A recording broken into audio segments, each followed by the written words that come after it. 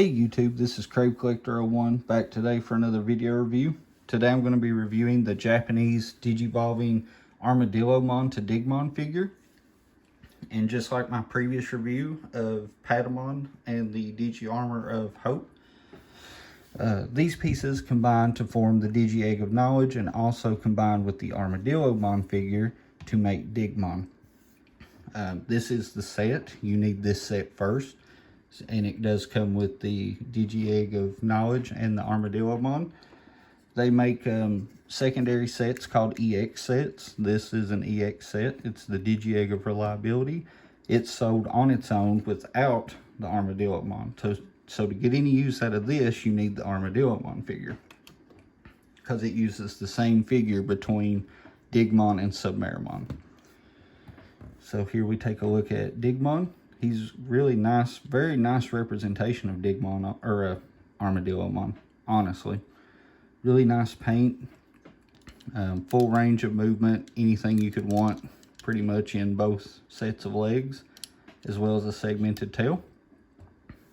So, he's a nice base figure. He's honestly probably the best base figure out of the line. So, we'll go ahead and take these armor pieces, and I'll show you how to get them into the Digi Egg of Knowledge. So to start with, we take what will be Digimon's legs, peg them together. Take these two pieces, that'll be Digimon's forearms. Those also peg together. Make sure they're nice and tight. We take what will be Digimon's back plate. You see there's a peg there. That is for Digimon's head. And it just plugs into the hole like so. Make sure these antennae are pushed all the way down. These secondary arms for Digimon go up inside the helmet and just kind of rest around this gray ball joint. So do like that. Then you take the legs. They have slots. There's a couple slots there. These won't tab in super securely. It's literally just enough to hold. Now this is the hardest part of the whole thing. We're going to take this, peg it here and here, and wrap it around. So once we get this one in, we'll swing it around, tab it in on that side. That's the hardest part. None of these, once they're together, they hold fine. But they can be fiddly.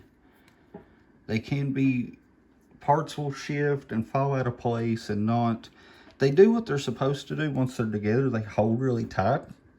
Like right now, it's like, it's solid, you know, it's not going anywhere. But if I was to kind of mash around or anything like that, it's gonna just explode apart. So here's Armadillomon next to his Digi Egg of Reliability. Pretty nice. All the details are there. It's actually really fairly accurate to the TV show. So yeah, we'll go ahead. I'm going to pause this video right quick because I'm going to separate this, and when I come back, we'll get it combined into Digimon. All right, guys, we're back. So first thing we want to do, we're going to take our little Armadillomon figure, and you see he's got a little slot there. We're going to pull this head down. Lift this back plate up, fold this back plate up a little bit, and then we're going to push the tail up into the body. Then we can take it and move these legs out of the way. I usually just grab him by the legs and extend the waist like that. The back plate goes back down, and we rotate the hands so that the holes in the hands are facing up. And he is ready to combine. So we'll start with one of the legs. We just fold this out like so. One of the annoying parts about how these figures combine is just the fact that they use ball joints, kind of ball and socket, so it can be hard to get these into place.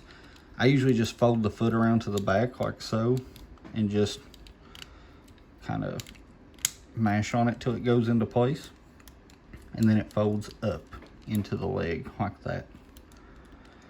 So that's one of the more kind of annoying aspects. They're easy to get off, but they can be very hard to get on, especially like if you have a brand new one of these figures that's not had any play or like any wear to it. Like, they can be very tight and hard to get on. So there we have the legs. The waist likes to collapse back up in there. It's just from where we're fiddling around with these legs. So then, after that, let's go ahead and do the secondary set of arms. We just fold these out. You want it kind of where the nice smooth metal is on this side. So this will end up being Digimon's left arm. Fold them out. And as you can see here on the sides, there is a clip that's for these ball joints here. So that will plug in like so. Both sides. Getting them in can be kind of a pain sometimes. There we go. It sounds like it's a lot rougher than it actually is. It doesn't, when you're messing with these guys, I know that like this, it sounds like, oh God, it's gonna break. It's really not that bad. It just sounds a lot worse than it actually is. So these pieces, as you can see, you just flip the drill bits out, fold them down. Let's see, so this one will make this hand. So ball joint in the hand. I usually just kind of pinch it, work around with it until it goes in. Same on this side. Then I usually bring these out like so. Next we'll move on to the back plate. This guy is a little weak in the ankles. It's hard to get him to stand from these. So we take our back plate. You see there's a couple wings. Take them out, rotate them around. And actually, before we even do this back plate, we're going to take the helmet or the face of Digimon, push the horn out, push the antennas up, and that goes underneath Digimon's chin and clips over the back of his head. So it pushes the ears back onto the back.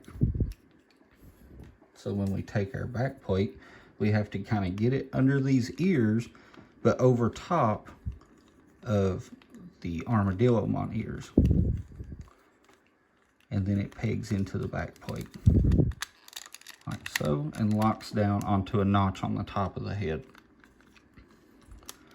So there we have Digimon in his Digimon form. And it's a very nice figure. It's honestly probably the best representation of Digimon that we have in toy form. Complete with the wings, the crest of knowledge on the back, both sets of arms.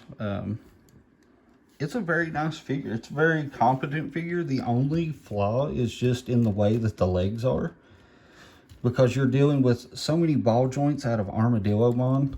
Like, you've got the ball joint at the hip, you've got the hinge joint at the knee, the ball joint at the ankle, you have this joint here as well as this joint, and it can hold a pose, but he is very back heavy. Like, if I just start touching this guy, he's just gonna tip. So I try to offset the weight a little bit with the arms. That seems to help a little bit. Like right now, like that's probably about as good as we're gonna get out of him.